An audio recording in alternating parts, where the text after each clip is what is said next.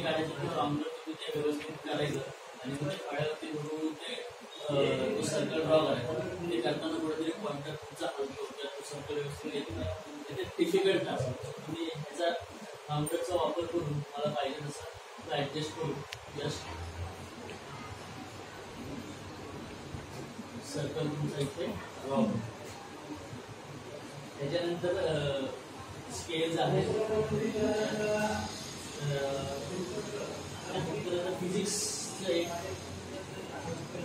फिजिक्सचे काही inbuilt diagrams दिलेले आहेत. म्हणजे तुमचे एक्सपेरिमेंट असतात त्याच्या रिलेटेड काही डायग्राम्स आहेत. तुम्ही फिजिक्स केमिस्ट्री रिफ्रॅक्शन वगैरे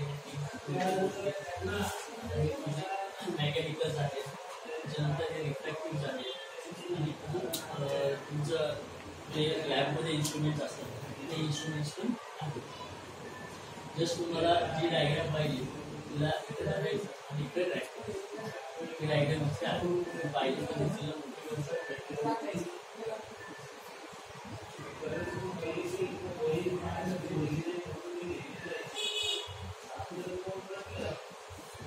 तिला लेबलिंग करू शकता. वेगवेगळे लेबल्स तुम्ही त्याला देऊ शकता.